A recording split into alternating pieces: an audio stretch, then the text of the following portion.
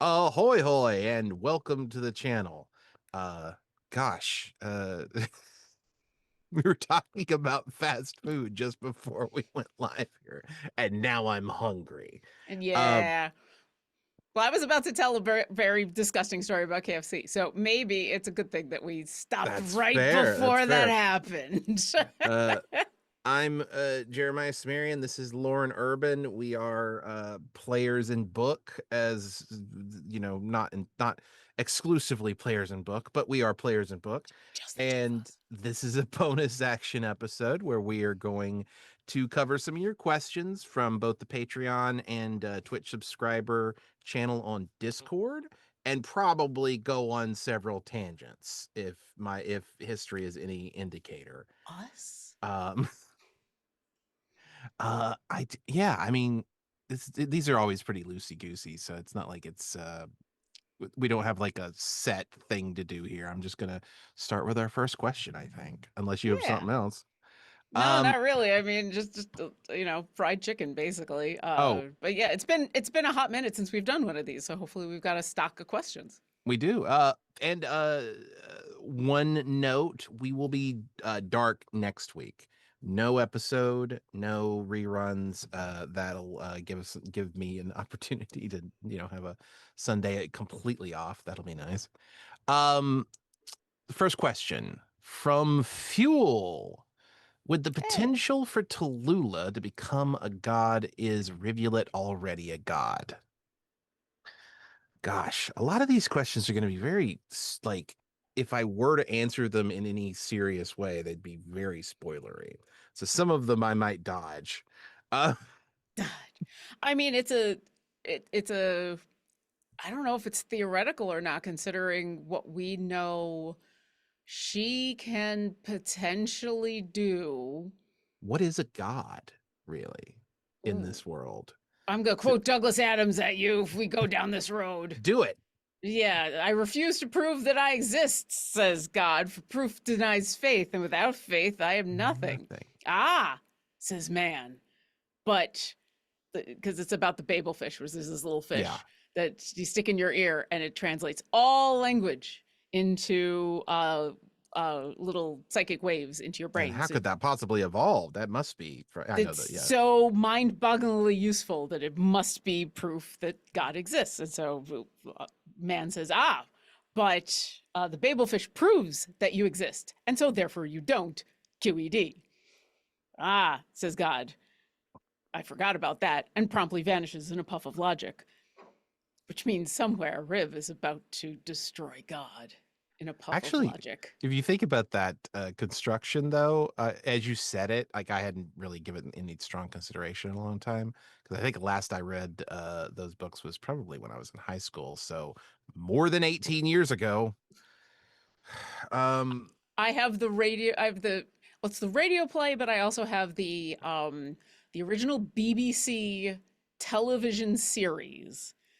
The narrator of the book, who mhm. was the narrator of the original radio play, I have whole chunks of that just lodged into my brain. I watched, listened to that so many times, so I can just grab chunks and If throw it out. if God speaks to you, he's already proven that he exists because he is speaking to you. Mm-hmm. So it's already if I'm sorry, your logical construction fails. Your joke works, but he should have vanished in a puff of logic quite a bit earlier. Oh, I guess it doesn't matter until he gets it pointed out to him. It's like Wile E. Coyote rules. You run off the cliff and you don't fall until you look down. Well, the book goes on to describe how man says, "Oh, that was easy," and he goes on to prove that black is white, and then promptly gets killed at the next zebra crossing. Gosh, it very much reminds me. I love how much we're dodging this question. It very much reminds me of a Planescape Torment thing. I don't know if you how familiar you are with that game, A little bit. but there's a thing in that game where you can look at like previous memories of people that have been put in these sensory stones. I think this is where it comes in. It might even be like a story you hear, but It's a story about a guy who gets into a philosophical argument with somebody and successfully proves that the other person doesn't exist. And immediately he puff of logics out of existence, and that's the end of the guy. So I want it's that must have probably been that's probably very strongly influenced by the Douglas Adams thing. I wouldn't be surprised. But moving on to I mean, I won't answer the question, but you know, the is Riv a god? Can she become a god? That whole thing. Um anyone can. is she already I think the question is I think the question of what is a god, who is a god, is a valid one because if Riv and or all of us achieve what we've been told is our full potential, it is essentially being able to remake the fabric of this world, which, as far as some of us think, is the universe. And that's godhood. I have this weird concept in my head that may or may not eventually come to fruition. But like somehow in the final arc of this campaign, that your characters would wake up in bodies in the spaceship and have to repair things physically there. Hmm. So yeah, I think if you exist in the above uh threshold to the reality and can alter it by changing the programming, I don't see the difference. That's that is what Yeah. that is. Um, it's just an idea in my head, though. Also, but the idea in my head also has like, ooh, and it would be really interesting mechanically if the for just for the brief few, maybe one or two sessions that is that we switch systems to something a little bit more appropriate. Like, God, I can think of a couple of like spaceship horror systems that might do a good job. I was gonna immediately go for like well I mean we could Or obviously do paranoia. yeah, I mean we could do paranoia. I was gonna keep it at least in the D&D-ish realm, Hmm. and it's like, well, we could go Starfinder, but if you're gonna Mm. go horror, that is I mean we Well, could go the aliens TTRPG. I don't know. It's like four people wake up on a spaceship in manufactured bodies and have to repair things, and it's long, almost technically not after the end of the universe, but almost long after the end of the universe, when the Hmm. spaceship is just draining a little bit of power off of a black hole uh over time, and eventually that black hole will evaporate, so there won't be anything left. But you know, it's one of those things where it's like, what's going on in this long, far, dark future? And like, is it worth it to keep going? Like, and then to seeing how the characters react to being woken up and being like, is it worth it to keep the world going? Maybe we should just let it die. You know, those kinds of questions can come up as well. Again, these are all just bright like things that I have that may or may not actually even be true. They may just not, you know. But it does lead. I think you were about to say something before we get into the next question. No, No. yeah.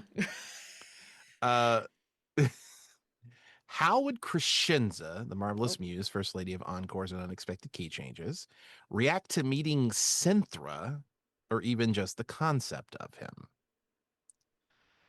I don't think hmm. It's sort of like wildly different spheres, right? I think it would depend on how influential in how much she could influence Synthra, right?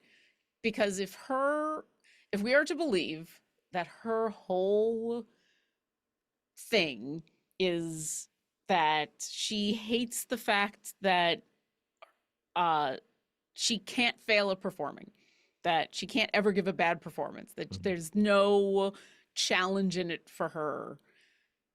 At the very least, right now, the while she is still a god, really the only people that she could face a challenge from is someone with more power than her. theoretically. So she might actually be intrigued by a being who could not be charmed by her in the same way that beings who don't have as much power could be. I like that she could perform for somebody who doesn't automatically, uh, and but absolutely would not appreciate it either, because Sintra is not of the I don't think he would appreciate a creative endeavor in that way. Like he'd appreciate it. I'm saying he. It's really not a he here, um, but Sintra would appreciate it, but not the way that Crescenzo would want it to be appreciated, Mm. more in the Well, sense of what its utility is to Synthra rather than, oh, that was entertaining yeah. necessarily.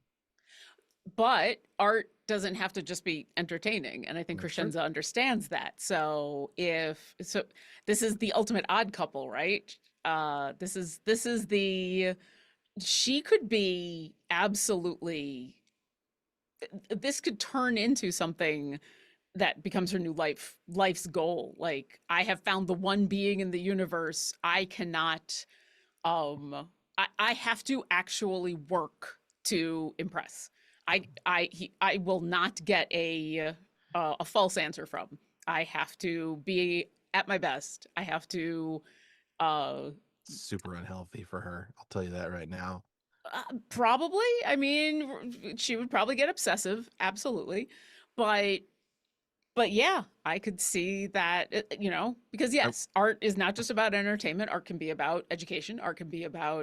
Um, art can be about inspiring, and there's all kinds of things it can be about. So I could see that first performance, whatever she does, and Cynthia's like, it was pretty, but it doesn't help me fix things. yeah. And Crescendo's like, all right, challenge accepted. And now the next 10,000 years are her putting on Les Mis. I don't know. It's when I say unhealthy, it's unhealthy because you're essentially trying to get the approval of someone who will never give you approval. It's the ultimate bad parent it's the bad parent paradox. There we go. Yeah, Uh, you just kind of constantly be trying to please somebody who is unpleasable. I never said it was a good idea. I just said it was. um was Tallulah's broadcast speech all in this is from Fuel. I don't know if I said this for the last question, but the Crescenzo question was from Cassius 335. Ah, This one's from Fuel again. Was Tallulah's broadcast speech all improv, or was some of it pre-planned by Katie? Because it was amazing. Now, Katie's not here, but I can say that I talked to Katie and said, you I actually I don't know exactly what my exact words were, but it was something along the lines of, you should have something prepared for this purpose. It may or may not come up, but you should have it prepared regardless. And that's what she did. She wrote it beforehand. um there wasn't really any time to edit it either. It was just straight created by Katie, and I think the day beforehand, and I didn't see it until about 20 minutes before the game had started. So hmm. yeah, without Katie here we can't talk about it in too much depth, but I guess I could be like, um oh yeah, we should move on to the next question. Yeah. Dan Hornberger. It could be, oh, that's just a response to the thing. It could be either one, really. I've seen her improv in game and use pre-written, and she always crushes it. Goblin Katie is uber talented. This is Agree. true. Cassius 335. How many evolving weapons are kicking around Heimel? Does Furlos's hammer have any new tricks? There are as many evolving weapons kicking around Heimel as characters that have been created in Heimel, uh, in games that I run. I like to have, well, I should say not necessarily weapons, but evolving items. Let's put it that way.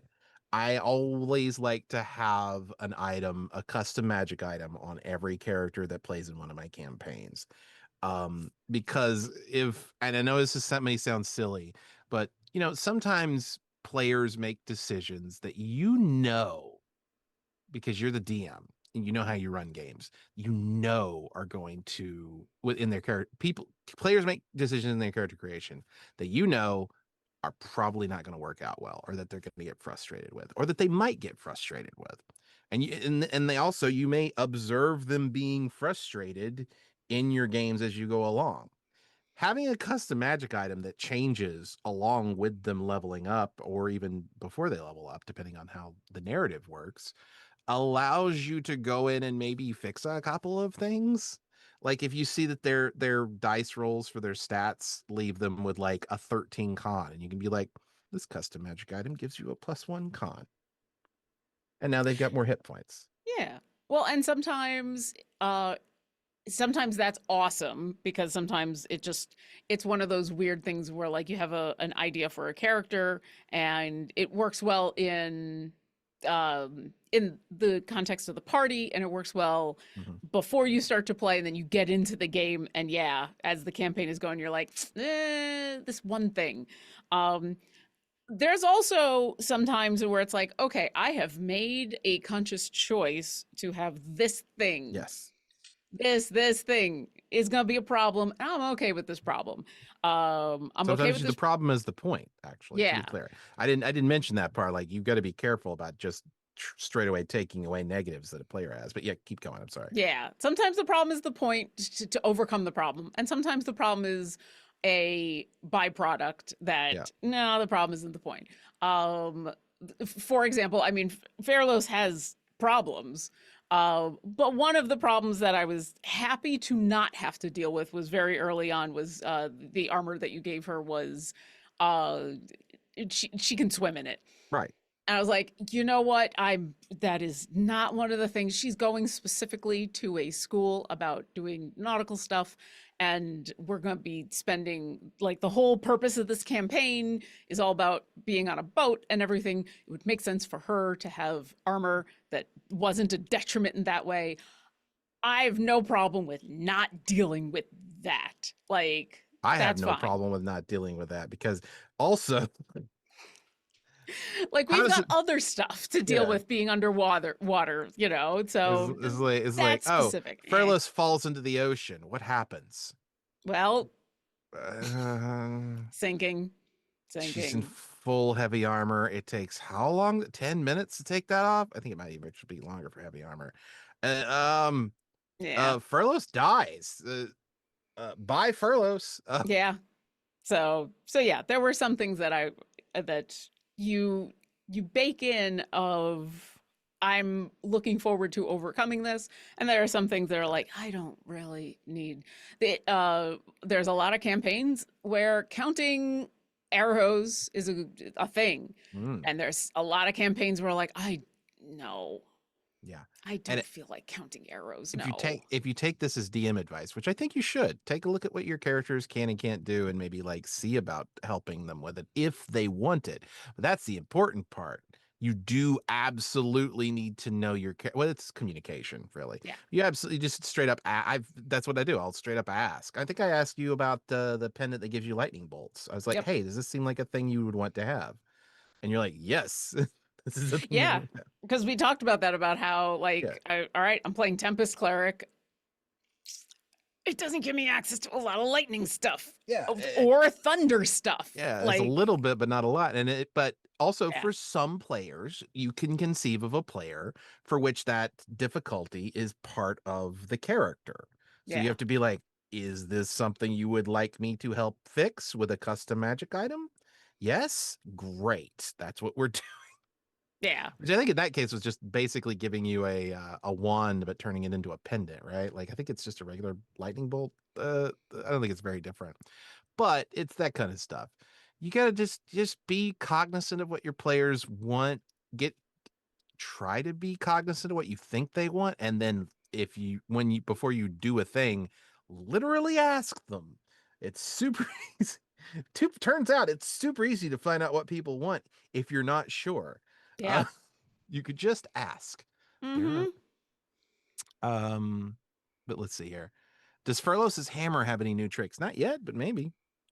It very much depends, because we have 4 casters in the party. That's another thing I do, Yeah, because if you have marshals in a party, I'm gonna this is a deficit of 5e.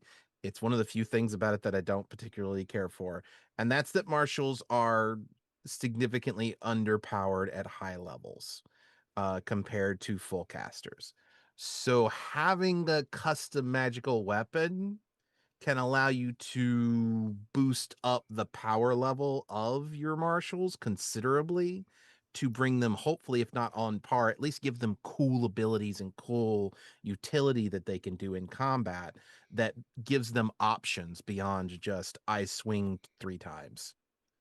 The balance point is supposed to be when you have a long enough day with enough combat Hmm. where the casters are almost out of spell slots, are But almost then, out of resources. but cantrips are just as competitive at the DPS level is the problem. Which is fine, like, Yeah. and that's okay, they're supposed to be, Hmm.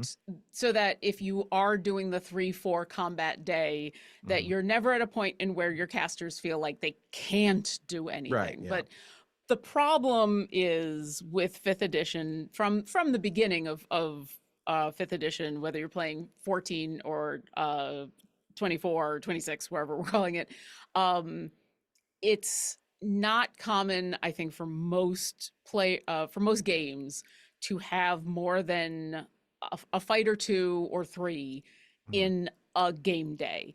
And so I think it's hard to really push a party so that it's the casters who are feeling like, oh, I we have to keep going, but I'm out of resources, because Hmm. that's where the marshals shine, because they can keep going. There's You can always hit something with a hammer, you can always stab something with your knife, you can always shoot something. Yeah. And that's supposed to be the balance point.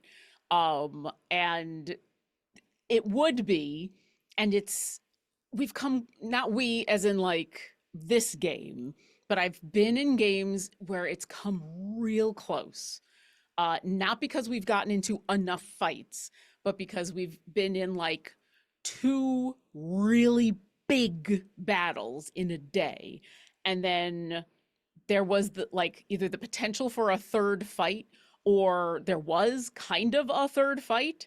And because the two big battles were chunky, our casters were kind of out of spell slots, or we're down to like one or two.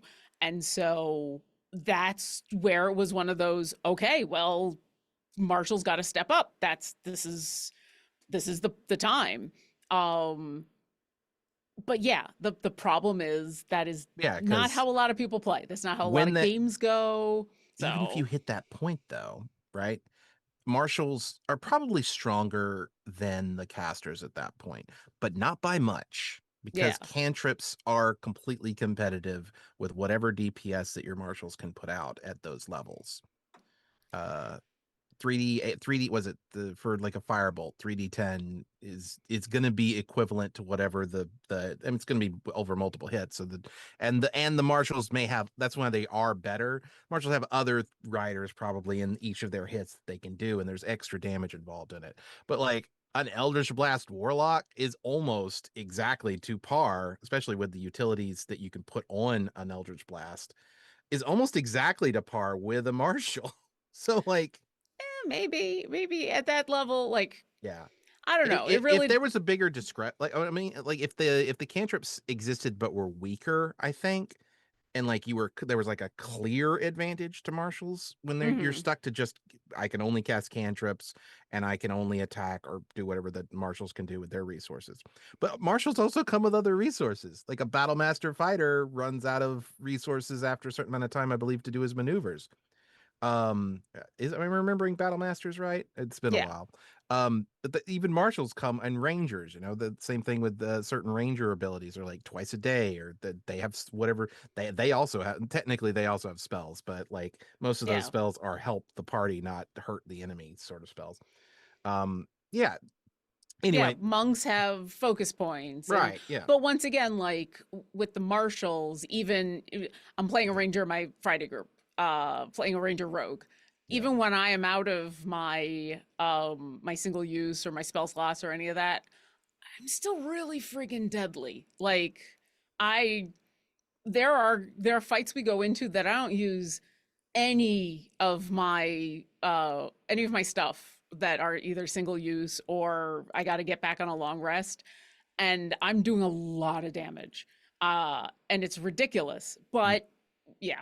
you know what I love about rogues is that from a pure math standpoint, they are inferior to other martials. From a pure math standpoint. The design though is so good that it never feels that way. Yeah. Because when you land that sneak attack, you're doing a ton of damage. But landing that sneak attack can be difficult. It can be, yeah. Yeah. And so it turns into that's actually kind of why I liked adding, because I've played pure rogues before. Hmm. It's kind of why I liked adding the rogue onto the ranger and Hmm. some of the stuff that we do, because it gives me it basically opens up lots of opportunities for how to make the sneak attack happen.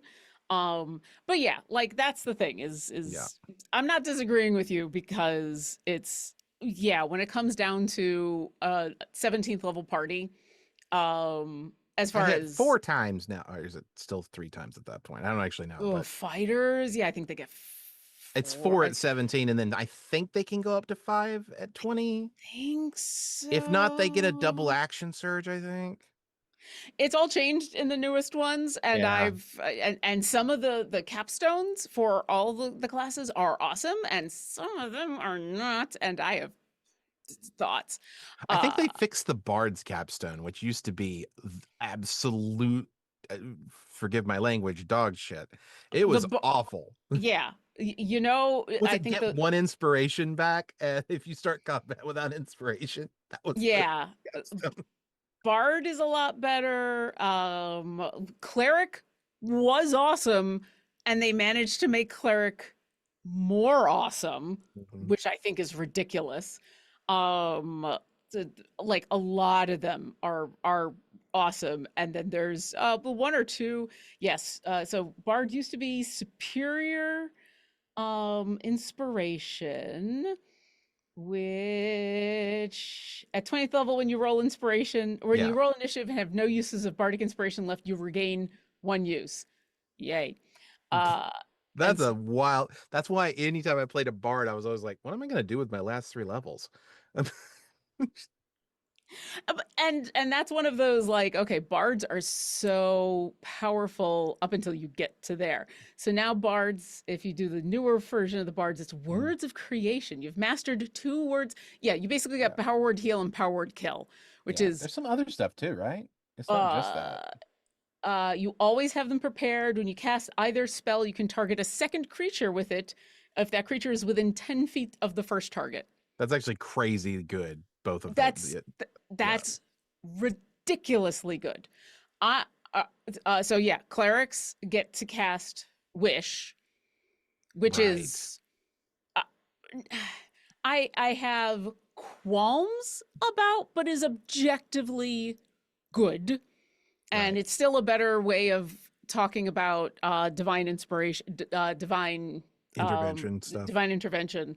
Yeah, it's and the 10th level version of divine intervention is still way better, because that was always a feel bad of, like, here's 10th level where everybody's getting like their really good chunky stuff, and I guess I'm gonna try to use my 10th level stuff. So 10th level is still way better.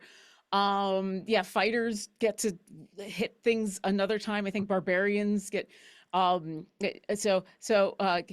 want to know what rangers get? Oh no, what is it? You want to know what rangers get? They get a thing called foe slayer. So now remember, Oh, this is the remembering new version. This is the the new new version. version of Yeah. Ranger is still not great. I've memory Yeah, serves, the but what old version of Ranger was horrible. The new version of Ranger is it's not better. better, not better, not. So, I'd so argue that it's let's, better, but real quick before you get into it, because I know I'm gonna. But the thing is, they raised the power levels of all classes, but they didn't range Ranger as much as they ranged raised everything else. But go ahead. yeah. So let's remember, bards can cast power word heal. powered kill. Okay, Warlocks Hunter's Mark, isn't it? It's Hunter's Mark can again, isn't it? regain spell slots equal to you can regain all your extended spell slots in a minute. You just get them all back. Let's see who else. Just clerics can cast wish. Yeah, What what do Hunter's Mark feature does Rangers get uh, my die will go from a D6 to a D10. on your Hunter's Mark? Yeah, yeah. That the focus that they put on Rangers and Hunter's Mark is it's a baffling design decision. I do not understand it. I understand it. I don't understand why that is the capstone. Well, it's everything is focused on Hunter's Mark, and you're supposed to be using Hunter's Mark with every battle and every time. And but at that point, you no longer have to concentrate on it, which is fine, I guess. And you do get some free casts of it, I think, as a class ability. Yeah. But like, I don't And know. the earlier stuff I think is actually really good, but at that point, like It's like yeah, you are using Hunt. They're basically the game is looking at you and going, you are using Hunter's Mark, right? yeah, but it yeah. So yes. It's that Blizzard thing where it's like you all have phones, right? So yes, Fairlos will be able to drop wish and change the nature of reality, whereas my Friday game, although I've multi-class, so I won't Right. make it to a capstone, and the reason I've multi-classed is because, yay, the D10. Let me say this real quick because we've this. I knew we This were is going to gone get off on a tangent. tangent. We have opinions. Um, when it comes to making custom magic items, especially for Mm, marshals, right? Because that was the origination of this question. that's right. And I do Um, have something else to say back to Fairlos after this. Go oh, fair ahead. enough, fair enough. Um, here's the thing. A lot of DMs, I feel, will start to homebrew to fix stuff. Like they'll see that Ranger stuff and they'll be like, I need to homebrew the rules for Ranger. But you can really fix it by just having a good custom magic item that gives your players abilities that you want them to have. Just it's still technically homebrew to make a custom magic item, let me be clear. But you're isolating the rule set, for Yeah, lack of a better way to put it. Instead of changing the whole game to fix Rangers, you're fixing the one Ranger in your game. yeah, And if the next Ranger is playing a different subclass or has different needs or different wants, you don't have to fix it the same way every time. You don't get to go, these are my rules for how Rangers work. I'm going to use Rangers because it's the, yeah, that's the best one to use here. You don't have to fix it. You are literally in that single item description, you are isolating your rules changes. And if that player stops playing or that player's needs change, you can edit it and change it as the game progresses. It's a much better way to homebrew a solution than to change up. Like you could change Hunter's Mark as how Hunter's Mark works, but then another player, I don't know if they can anymore, but another player ventures out and gets Hunter's Mark because you've improved it so much.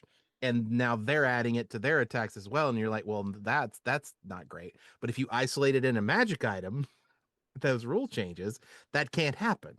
yeah. Or feats. Beats Sometimes, work too, yes. But I like, yeah, yeah, I basically just use magic items in this exact same way. But yeah, yeah. yeah. Um, Swinging back to Fairlos, even though yes, she is a full caster, absolutely clerics. Um, but one of the reasons, most of this was because of her character, but also I very clearly leaned into her martial, Mm-hmm. especially at the beginning. Like her strength was stronger than her wisdom at first because I wanted to lean into her martial a little bit more because we were a full caster party, and she still is that is her instinct in battle is to still be a front bulwark and will always. Um, and that's part of that is because yeah, we are a full caster party. Um, Which is great for my on my end of things, by the way. Keep going. Being a full caster party, or that Fairlos is like The I fact am that a frontline. no, the fact that I had as a DM have to deal with four different casters with four different Oh yeah, styles. I present you a problem. I bet you're gonna cast a spell at it. Probably probably. like three spells in combination between different players, and I just got to figure out how that's gonna go. But I'm There's sorry, yeah. keep going. No, there's a lot of spells. But yeah, there is it. And so the interesting thing about playing a caster who is a full damn caster who usually like I when I usually play clerics, I'm usually not a frontline caster. Or Mhm. I'm usually playing a more ranged caster, especially with clerics. So being the front line, and not just a frontline cleric, but a front line, I'm going to hit it with my hammer, but not be a war cleric, not be a, uh, not even really like, yeah, the Tempest cleric is supposed to be kind of a more Mhm. offensive cleric, but even the spells that you get are not uh, the spells that I normally get. The ones that I've taken and the ones that you've allowed me to get, and some of the ones that I've managed to get have helped me be a more frontline character. But the ones that normally come with me being a Tempest cleric don't necessarily line up with like, and now I hit it with a hammer. So I just show up and hit things with a hammer, and I'm a big cat. So it's just one of the reasons that I do that in battle is because, well, yeah, we've got a blade singer who you can't hit because she'll suddenly have an AC of 3 billion, but she's not necessarily someone who always will be frontline. And then we got the squishies. So, you know, I was gonna ask. I can't remember now. Did I give you Booming Blade, or does that come as part of the Tempest Cleric set of abilities? um, I Or did believe you gave it to me. Yeah, it's part of Mercy's Vanguard. right? Okay. Because I do not get that normally. No. All right. Questions. Let's get back to our questions. We could go off on 5e design philosophy for literally years. Yes. Uh what but yes, to answer your questions, guys, I have custom magic items for every player character. And they do for the exact reasons that we just outlined for the last 20 minutes or so. Hmm. If I feel there's a design flaw, rather than change the rule set, I will still do rules as written, but I will it is technically homebrewing a change of the rules that fixes it, but I like to keep it isolated to a magic item. Um, what does Synthra know or think about the book holes eating history? Is this a deliberate part of the system or a new development? It is Oh, not a deliberate part of the system. It is a glitch. Each of the book holes is a glitch. It is that a makes sense. break in reality that should not be happening. We've mentioned this before a couple of times that the world events in this iteration of the simulation, which has repeated before, is are not going the way they're supposed to have gone. There should have been a bloodless coup in Brescia, for example.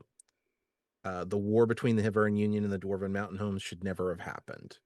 In the previous iterations, these things didn't happen. We are dealing, and there's another one. I think the dragon actually shouldn't have. He should never have left his lair because the power wouldn't be was never supposed to have blinked, and Yeah. his crypto wallet wasn't broken, so he never left his lair, never took over the island. These are actually supposed to be main story points for individual characters as well. And the other thing is that part of it is their book hole is a glitch, and it's not supposed to be doing this. The simulation is breaking down, and that's not good. Moving on. Actually, do you have any thoughts on that before we move on? Um,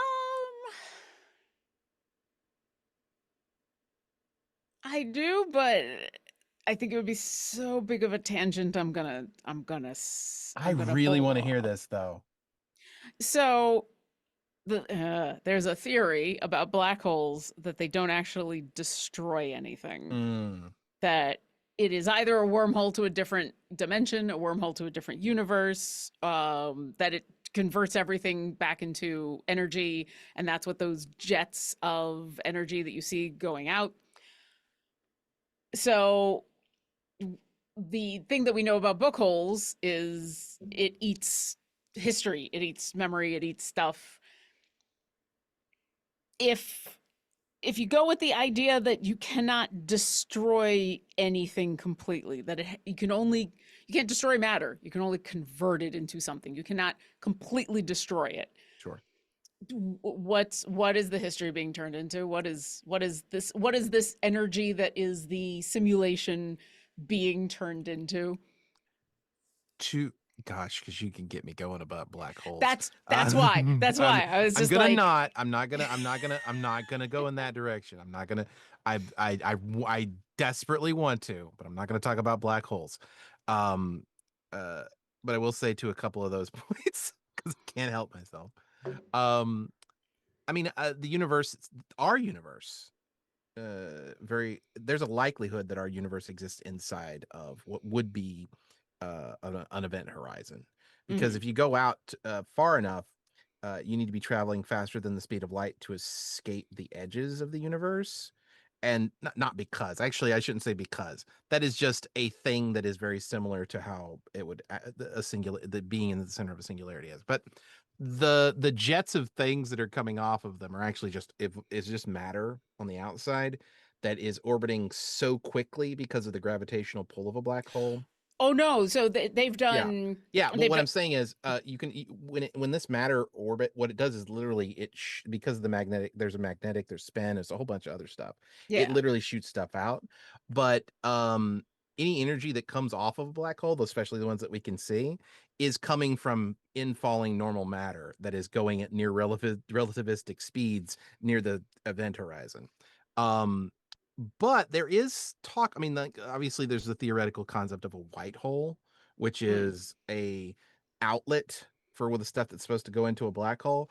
yeah. Although, if memory serves, a white hole, technically, in the way physics works, one can't happen because the density at the exit point would be a singularity as well, and it would just collapse back on itself. But Yeah. also, too, if it did happen, would output organized matter, Mm, because when a black hole brings stuff in, it destroys the information. Well, it doesn't. There's a question about whether or not it destroys the information, because information technically should never be able to be destroyed. yeah. And can you tell from the from a black hole's outside what has been put inside it? If yes, then information can't be destroyed. If no, why is that happening? Because information technically can't be destroyed anyway. But the idea would be that it would output in organized matter. So like you throw in a rock and out comes a book on the other end. Um, but with that all said, you have sort of nailed down something important about what um I say that because you've nailed down something important of what a book hole is. It is an informational singularity. Mm, When something falls into it, the information is eaten. And where it goes might be a great thing to explore. It isn't something that I have set in stone, hmm. but we could definitely explore that if the players ever get around to doing so. That's as much as I want to. I don't want to get too far into black holes because, man, that's That's why when you asked, I was just like, we don't have physics. enough time. I'm a physics nerd who never went to school for it. So like, there's a lot of stuff I do and don't know, but I try to be cognizant of the stuff I don't know. And Hmm. also, like, when you communicate this kind of stuff to the average person who doesn't have a background in it, or even just isn't interested in it normally, but like in the moment they're like, well, I'm curious about that thing. You can't there's levels to your description. You can go to a high level nuanced description of how black holes work, but most people aren't going to understand that high level nuanced description, or it's going to include so many details that their eyes glaze over. And you have to find your audience, and like for a Yeah. general audience you have to just go for the most generic, because you have to assume that people don't know what you're talking. You have to go interstellar and have a lot of Yeah, I'll blah. have a lot of blah. And which is really funny because you'll have the experts come in and go, "That's not how it works." And I'm like, "I know that's not how it Yeah. works. I'm Hmm. trying to explain it in a way that works. We're a It's the rubber silly sheet. internet show who It's played Dungeons and yeah. Dragons. Come on. Like, I know how it works ish, as much as I can know how it works, but I have to explain it to people in ways that are understandable, which is why, like, the rubber sheet with the ball on it, that's not really how gravity works, but it's very helpful to someone who doesn't know how gravity works to imagine it that way. It gets you 90% there. Yeah, it gets you 90% there. Um, Right. Follow-up question. What the flying oh, sorry, I forgot to name the people here. But all these so far have been from Fuel and Cassius 335, except for one by Dan Hornberger, which was earlier. Um, Follow-up question. What the flying fuckery is a book bat? This is from Cassius 335. You all know what a book bat is. No, we don't, Sim. No, we don't. All right. Do I have a book that I could show? I mean, I have them, but they're not in arm's reach right now. I think. Hold on, this will do. Okay, so imagine this is a book. This is a pizza menu, from a Hunt's Brothers Pizza. But It is imagine this. technically a book. Technically, this is a book in this folded form. Let's assume it's a book. If I open it up, I would look at it and be like, "Oh, okay." A book bat is just gonna fly like this. That's it. That's a book bat. I really thought I don't know if uh, I was being a little funny because I figured most people wouldn't know what a book bat is, but I thought some people would know what a book bat is by just description. I think it was the you know what a book bat is, and now we're going to talk about a book bat with teeth and eyes who is sentient. I think it was all of the steps All of the along steps the all at way once. that included a throwaway. You know what a book bat is, right? You know what a book bat is, right? Uh, and so we got lurking rider. It's like looking into the eye of a. I'm not sure it's a joke, but it's like a meme. It says it's like looking into the eye of a duck, and I'm like a book bat. You all know what that is, right? And then a bunch of people spelled out no with reactions,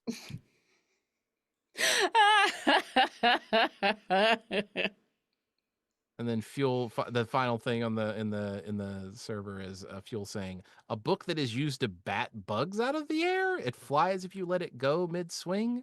I mean, maybe. Hmm. Maybe. The That's how you destroy a book bat I is with don't a know. bat.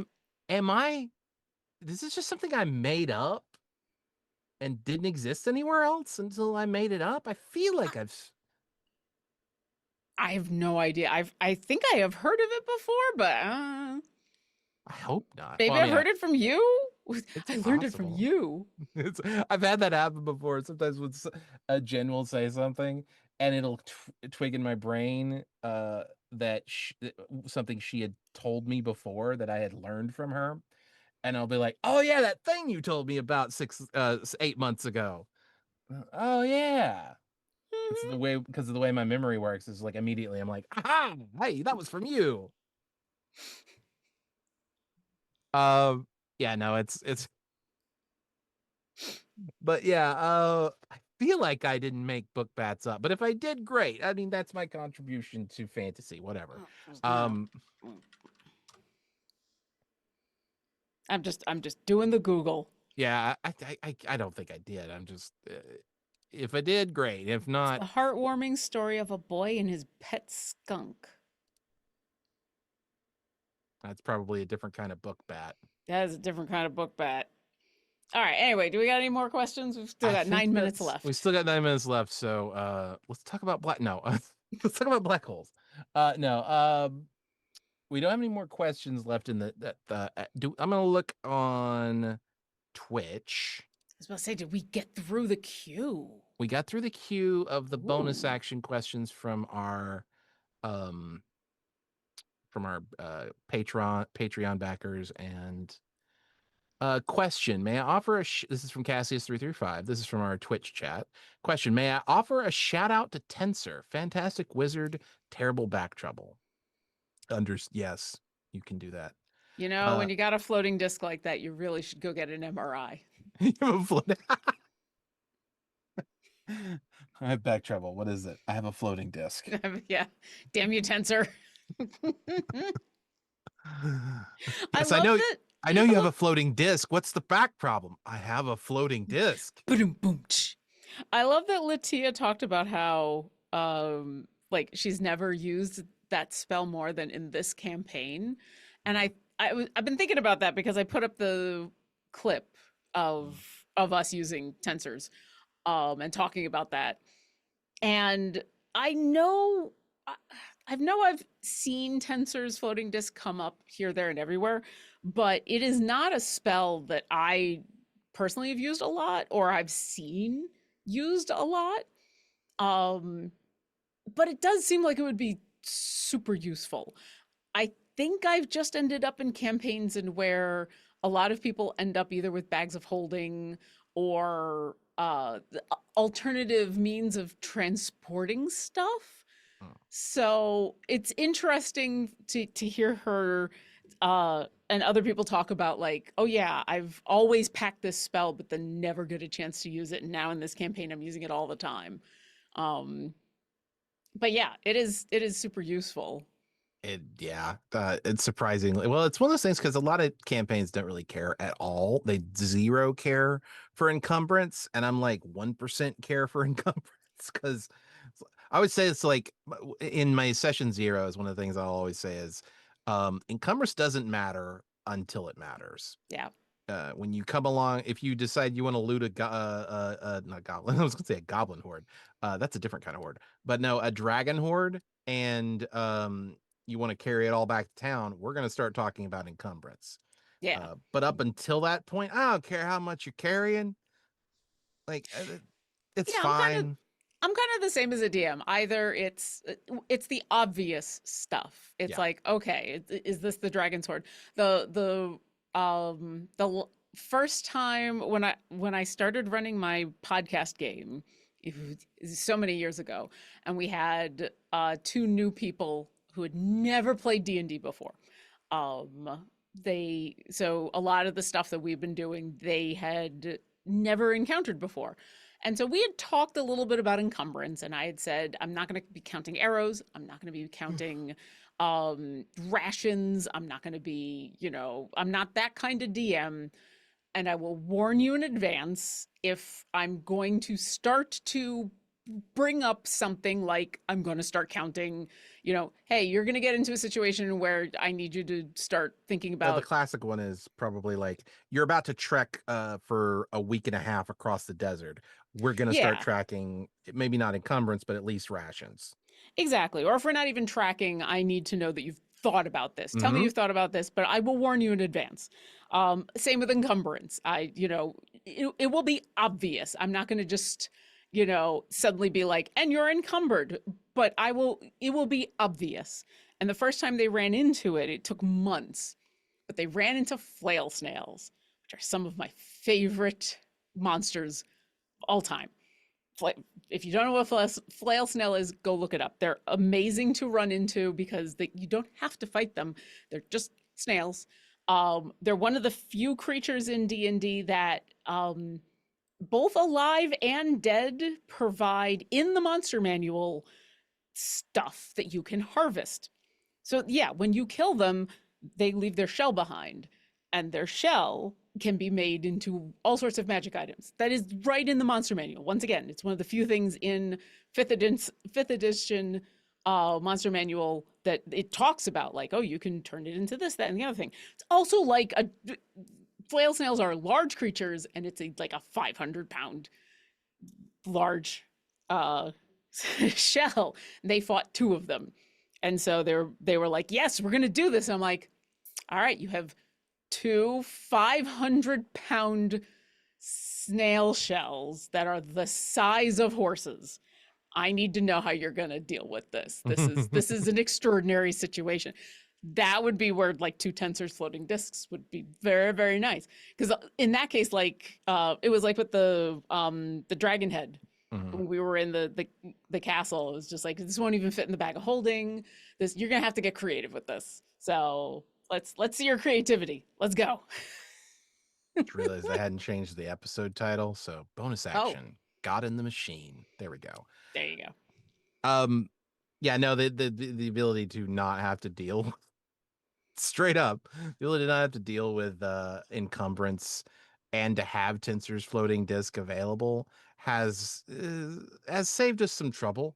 I that this does bring me around to something I wanted to briefly talk about that's not in the questions necessarily. It might be in the questions in the Twitch chat. I haven't gotten all the way to the bottom yet.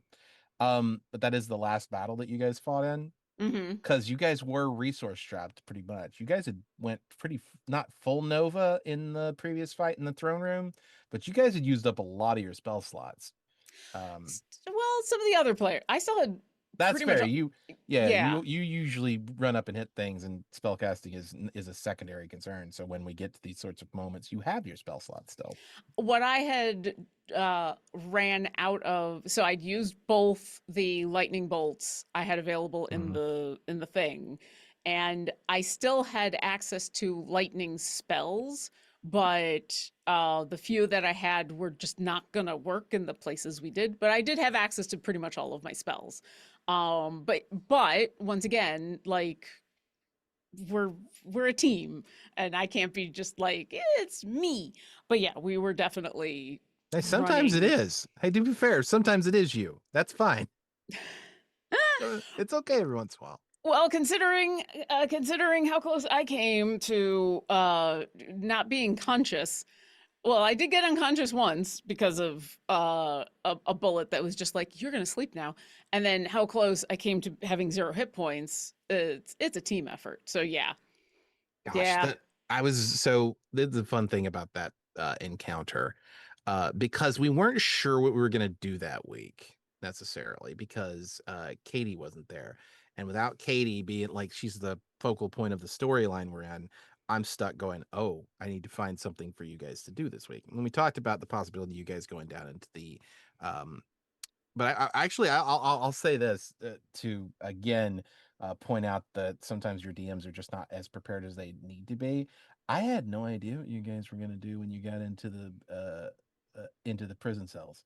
That combat encounter wasn't completely out of left field, but it was designed on the fly. Mm, And I just kind of had to make it work. And I knew I've always told you guys this, and this is something I tell to all my players.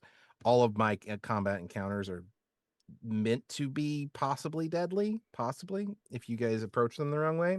And I started watching you guys go into that one, and I was like, and especially when Essequit teleported into the middle of four dudes with sneak attack, yeah. and I was like, fuck. But um, but she has shield and an AC of yeah, ridiculous, and not that that's still a worrying thing. We were all still worried, but if yeah. there was anyone to, it was her. Yeah. She also So, is, yeah, having the most hit points is definitely a benefit there. I will say, out of what we ended up doing there, I didn't originally envision the warden or the guards being parts of the beholder's dream. mm, That was not in the original conception of that encounter. There was a moment, so the stat block I used had like a blur ability on the warden character, the stat block I was using for that, and I described it physically in the universe, and that was where it developed from because I was yeah. describing it like it's a little blurry, it's a little bit, and then as you started doing more damage, I was like, it's more blurry, and I was like, oh, that could work. And then I needed them to, I need, I needed a reason for them to disappear, also because I was thinking about we were running late. And I knew for a fact that if there were survivors, you guys would question them, and that would probably take 30 to 45 extra minutes. Hmm. And I also knew that I didn't have anything planned for that, so there wouldn't be necessarily a strong benefit to you guys questioning them, but your characters would naturally do so. Um, and so I was like, how do I fix that? They're all dreams of the beholder. That's how Which this makes place is sense. go. That's how this. And I'm saying this out loud because I think it's interesting. I think giving a lot of DMs will go through that kind of stuff and be like, I always planned it this way. I think it's good to be flexible in the moment and to be like, all right, and to find ways that fit the story you're telling. You guys know there's a beholder in the basement. You guys immediately is twigged onto the concept that I was selling, which was these guards and warden are actually dreams of the beholder. Hmm. So it didn't come out of left field either. Yeah. It may have been made up in that moment, but it fit all of the context that you guys were playing with.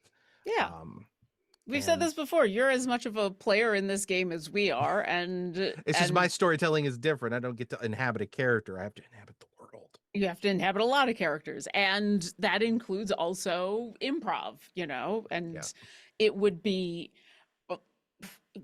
I think when people are upset at railroading, Mm, it's not that, I mean, yeah, it can be the whole no, you have to go this way, you have to do that.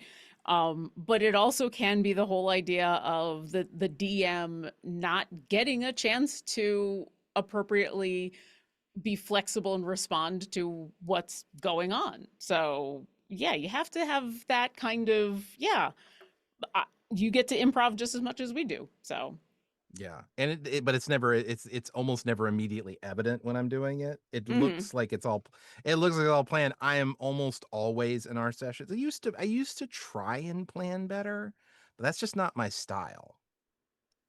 I Um, remember uh, an interview with Chris Perkins. There we go. Chris Perkins. Great DM to the stars and everything. And someone had asked about how much prep he does. And he like showed a Word document or something, and it mhm. was a paragraph Yeah, for like a 2 hour stream that he'd done. He's like, it was like two sentences. He's like, I know that. yeah. That's I it. I prep the world. I don't prep. That's not to say that I don't prep the sessions, but I feel like the better way to put it is I prep the world, not the sessions.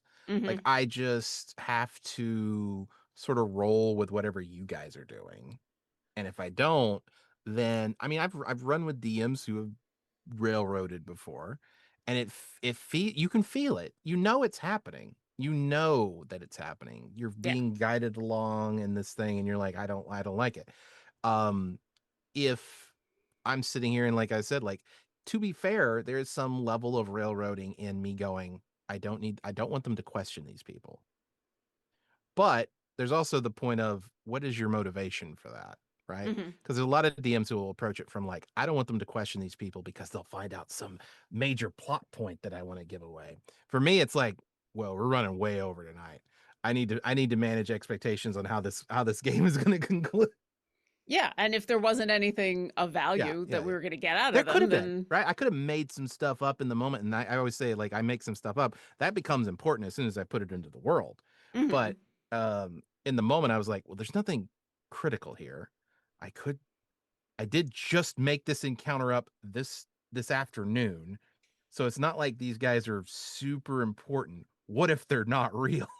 There you go. It was more important for us to get to the beholder than for us Yeah, to question them. So, yeah, yeah, yeah.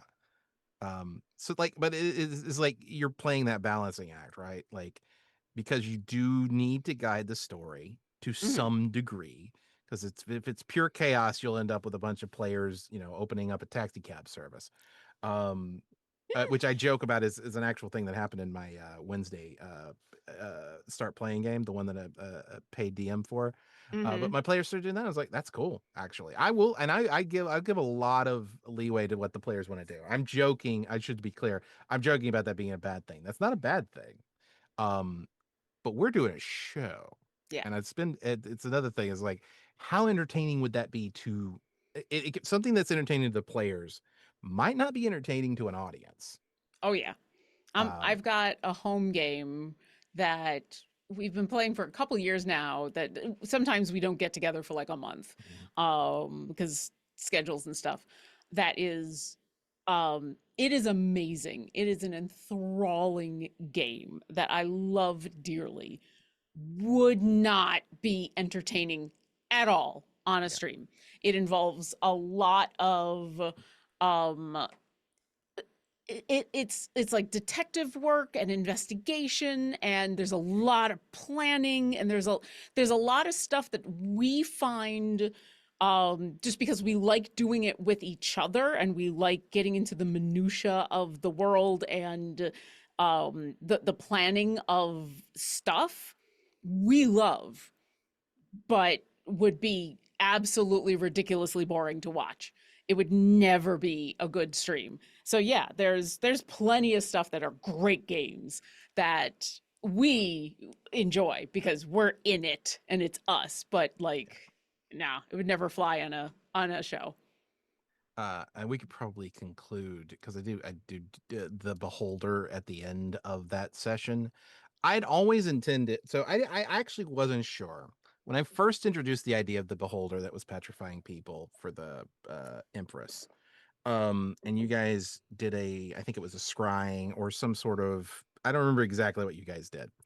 I think it might have involved. It was like It was scrying. It Riv wasn't and scrying. It her. was Riv with a Yeah. familiar casting something. I don't remember exactly what it was, but you guys spotted the beholder, and I remember thinking to myself, "Is this beholder working for the Empress willingly or not? I don't know yet." But I listened to you guys as well. And I actually listened to the audience because there were comments in the Twitch chat and there were comments on I think um the Discord server. And I was just like listening and seeing what people thought because we Hmm. didn't get anything other than like there is a beholder with a gun. That I wanted to include because it's a beholster. Yeah. But then I was like, what's after that? And I was just like listening to you guys, and some of you guys suggested, I think it was the players more than anyone else. Some of the players suggested that maybe it's not, maybe he's trapped just as it's a prison, and maybe he's trapped just as much as anybody else is. I was like, okay, cool. This gives me an opportunity to do a voice that I love doing, which is the, oh my god, Toy! I I'm so happy. My New Jersey aunts, Yeah. the New Jersey part of my family. Oh, Oh my god. I love doing that voice. I want to do it. I really would love to do it in a game as a character. I don't know how long it would. It feels like it does feel like in some degree that it would be bad after like a while of doing it, but maybe it would be annoying. I don't know. Um, but yeah, as a side character, especially for something that's like a scary ass beholder. hmm. Um, but in my game, I have mentioned multiple times that monsters are not necessarily always evil, and you guys Yeah. have already like we've adapted to that point and everyone understands that, so seeing a beholder is scary but it's probably fine. Scary um because powerful, not scary right. because automatically evil. uh but yeah, I actually have multiple beholders in the world, and beholders are the part of the so when a piece of outside media gets introduced into the game world, like a song or a poem or anything like that, um, the idea is that the beholder, or I shouldn't say beholder, Ken. In my world, they're called somner. They dream it into existence. Hmm. Like they have dreams of the real world, and like songs, like what a lot. I'm not gonna say most, but almost every beholder type creature or somner is a creative in this world. Whether or not they are exclusively that or not, they get so much inspiration from the real world and bring that into creations that they put into the game world. Hmm. Um, like I have a traveling cowboy beholder that does country music in various taverns down in one of my other games in Riddle. And he's just that's his deal. He's not evil. He's not anything. He just goes around and he's a famous country artist. There you go. Goes around and performs. Um, and like I don't know. I like that detail. The beholders in my world. Almost, I don't think I've ever introduced an evil beholder yet in any of my games. Not one. They've always been good. Oh, Interesting. or at the very least, just Neutral. yeah, Just just people. people. Yeah. Yeah. That's interesting. I'm sorry, I was thinking about it, it just hit me. I was like, have I ever had? No, I don't think I've ever had the players fight a beholder because they've never needed to. Mm. Um, and this is another one of those cases now because and it was a possibility. You know, you never know. Could have I probably would have had it brainwashed or some sort of like mental control over it that you guys needed to break. That would have been an interesting possible path to go with it. But no, just be like, it still technically is, and we talked about this at the end of the session. I mean, technically, it is still under the control of the Empress. That was the stinger for the episode that the Empress is somehow still alive, which you guys knew as players, but as characters maybe didn't quite Yeah. fully necessarily grasp. But yeah, yeah, no, I just wanted to talk a little bit about our last episode as well. The Yeah. but yeah, having to adapt in the moment, dealing with you guys wanting to. I'm surprised you guys let Roche go. Actually, um, Mm, it I I think it's a dangerous thing to do. it is, but I think um the positives outweigh the negatives, and especially now that we know the he can't just take over. Yeah. He was basically climbing power, being forced to climb power by marriage. Um, and yeah, like at the very least, in the moment, um, we were going to get more out of it than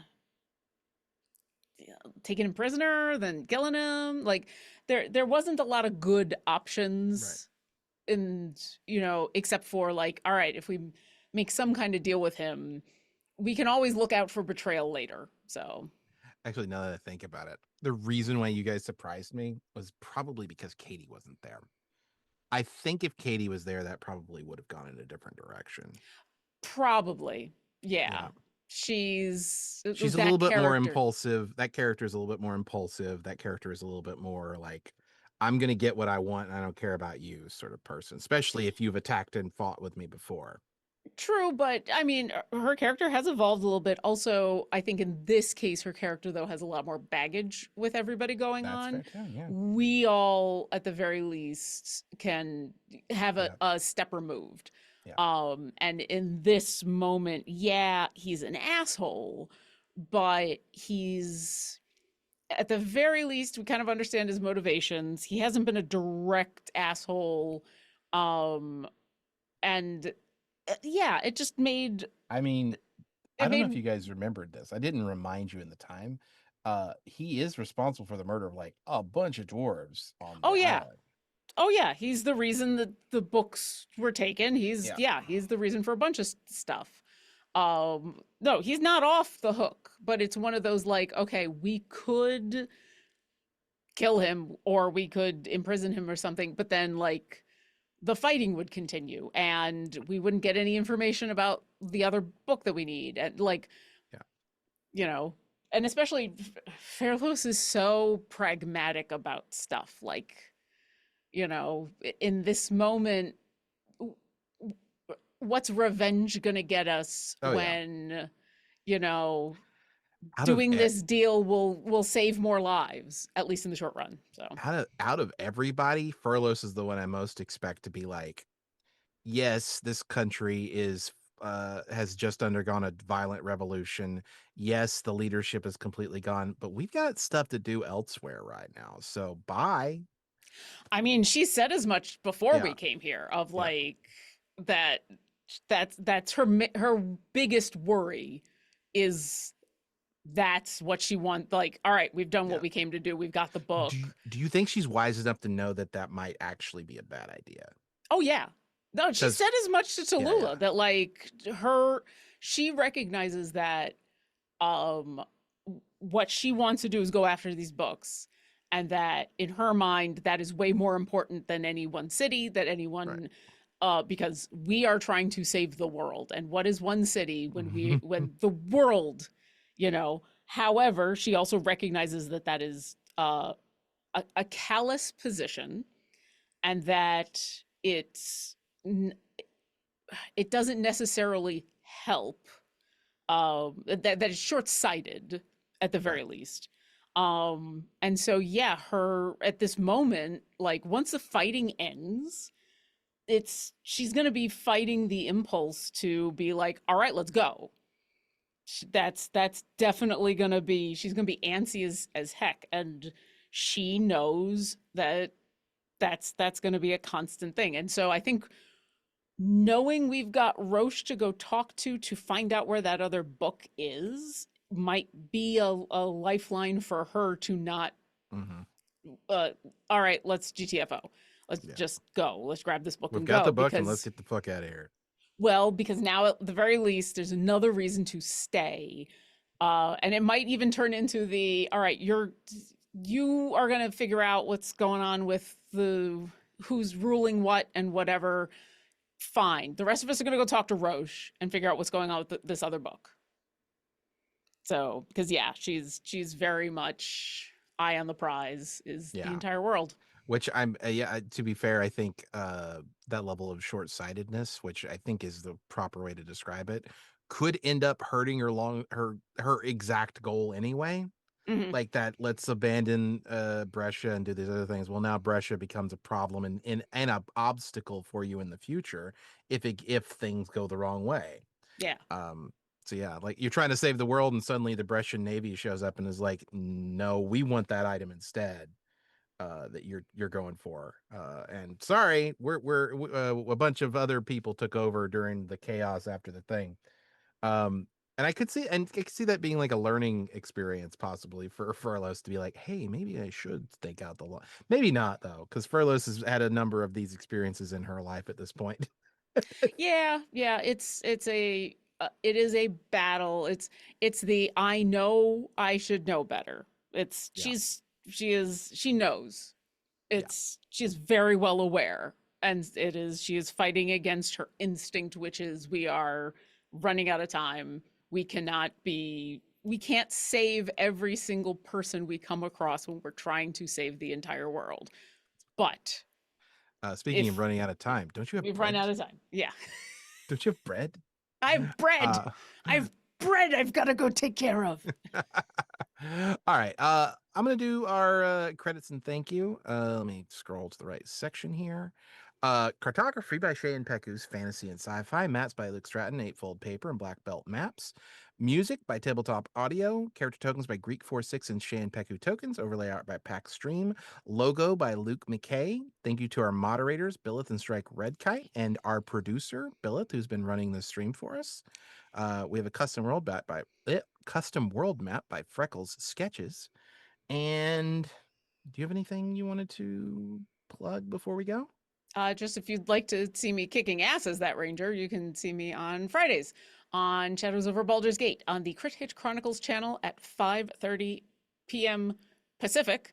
Come by this Friday because that character, yeah, it's gonna be fun. Last week, the last episode, Tiamat came along and dominated her, called her by a different name, and she attacked her friends. And so this week is going to be interesting.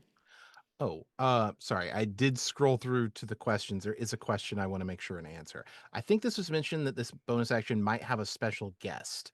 Is that now a later thing? Or so I apologize. I think there has been a misinterpretation. Special guest in this case was, I believe, a dog.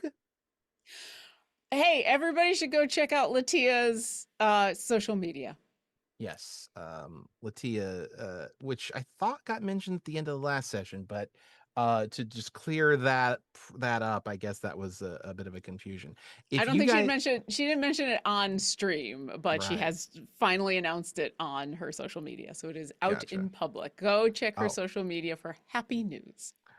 that said, if you have questions that we didn't get to in the Twitch chat, go ahead and if you are a Patreon backer or a Twitch subscriber and you have access to the channel, go to our Discord, drop the questions there in the bonus action questions thing, and we will try to get to them the next time around.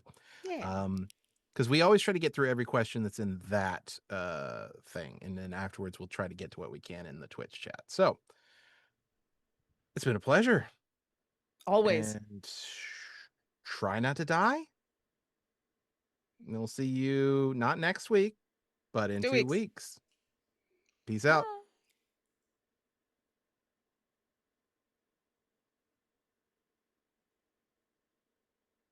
Are we off? I don't know if we're off. I don't know if we're off either.